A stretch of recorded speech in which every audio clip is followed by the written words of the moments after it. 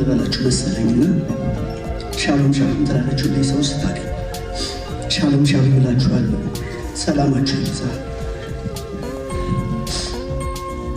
እሷ ሁኔታ በመውረድ በጣም ከባድ ነው።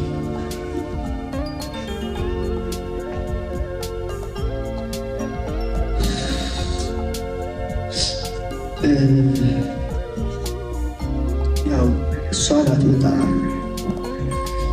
እኔ ብሄድ እንግዲህ ልጅ ሆና በቅርቡ እንገናኛለን።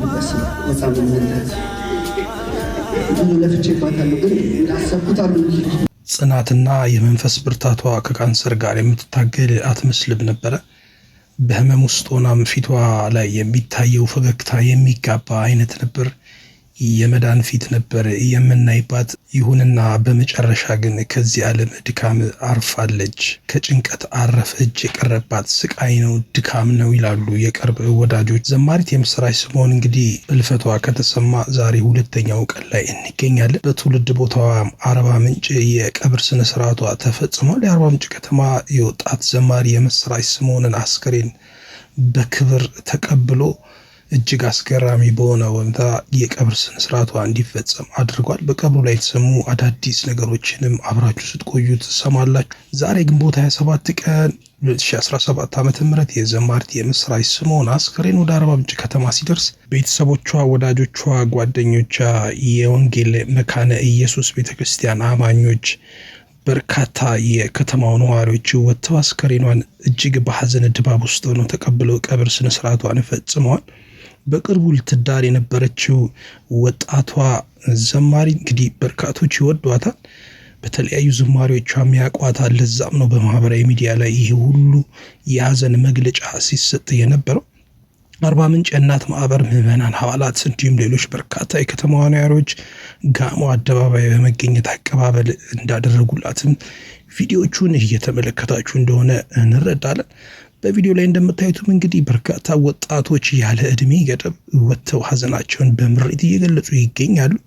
ዘማሪት የምስራች ወጣትነቱን ስታ ወደ አገለገለችው ጌታ ሄዳለች ሲሉም አንዳንዶች ይገልጻሉ።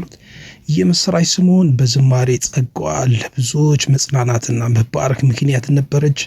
በወጣትነቷ እግዚአብሔርን በመፍራት የምትመላለስ እህታችን ነበረች። በድንገት በሞት ከኛ መለየቷን ስንሰማ እጅግ አዝነናል እያሉ የአርባ ምንጭ ከተማ ነዋሪዎች ሐዘናቸውን በመግለጽ ላይ ይገኛሉ። በቪዲዮ ላይ እንደምታዩት ማለት ነው። ከዛሬ ቀብር ስነስርዓቷ በፊት እንግዲህ በትላንትናው ዕለት በሽኝት በቸርች ሽኝት ተደርጎላታል። የምስራች ስምኦን በቤተ ክርስቲያን ኢየሱስ የትንቢት መንፈስ ቤተ ክርስቲያን ጂፒኤስ ቸርች ከጌታ ከተቀበለችው ጸጋ ከዝማሬ አገልግሎት ከብዙ መሰጠትና ትጋት በፍጹም ቅንነት ስታገለግል የቆየች ሲሆን ባደረባት ጽኑ ሕመም ስትታከም ቆይታ ከዚህ ዓለም በስጋ ተለይታናለች፣ ወደ አገለገለችው ጌታ ሄዳለች በሚል ትላንት ምሽትም በርካታ ምዕመናን በተገኙለት ሽኝት ተደርጎላታል። በቤተ ክርስቲያንም እንግዲህ ለወዳጅ ዘመዶቿ ሁሉ መጽናናትን ምኞት በማድረግ አስከሬኗ ወደ ትውልድ አገሯ ሽኝት ተደርጓል። ከቤተ ክርስቲያኑ ማለት ነው። ሰላም ልበላችሁ መሰለኝና ሻሎም ሻሎም ትላለች ሁሌ ሰው ስታገኝ። ሻሎም ሻሎም እላችኋለሁ፣ ሰላማችሁ ይብዛ። እሷ ሁኔታ በመውረድ በጣም ከባድ ነው።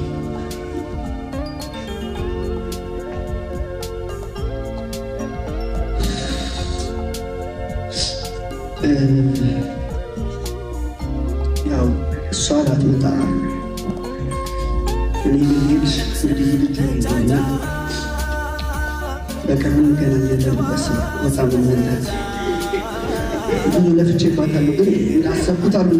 የምስራች እንግዲህ የሞተችበት ምክንያት እኛም ከዚህ ቀደም እንደዘገብንላችሁ የጨጓራው አካባቢ በነበረ 4ኛ ደረጃ ካንሰር በተአምር ተፈውሳ ታይላንድ ሄዳ ሕክምና አድርጋ ተመልሳ ብዙም ሳትቆይ ነው ድጋሚ ወደ ህመም የሄደችው። ጀርባ አካባቢ በ3ኛው አጥንት ላይና በሳምባዋ ላይ ካንሰር ተገኝቶ ከባድ ሳል ታክሎበት በፍጥነት ጽኑ ህማም ክፍል ውስጥ መግባቷ ከቀናት በፊት ነበር እየተነገረው። ይሁንና ሕክምናዋን ስትከታተል ቆይታ ላተርፍ ችላለች። በእርግጥ ከዚህ ቀደም በጣም በጽኑ ታማ በርካታ ምዕመናን ገንዘብ አዋጥተው ድጋፍ አድርገውላት ታይላንድ ድረስ ሄዳ መታከሟም ይታወቃል። ቤተሰቦቿም እናቷም ጭምር አሁን እየገለጹት ያለው ነገር ተስፋ አይተን ነበረ፣ ነገር ግን ልጃችን ልትተርፍ አልቻለችም እያሉ መሪር ሀዘናቸውን እየገለጹ ነው የሚገኙት። በቅርቡም ልትዳር ልትሞሸር እንደነበረ መረጃዎች ወጥተዋል።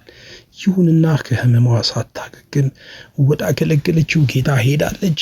እኛም የጎት ኒውስ ቤተሰቦች ለቤተሰቦቿ፣ ለእጮኟ፣ ለጓደኞቿ፣ መዝሙሯን ለሚሰሙ ጠቅላላ የፕሮቴስታንት አማኞች ለአድናቂዎቿ መጽናናትን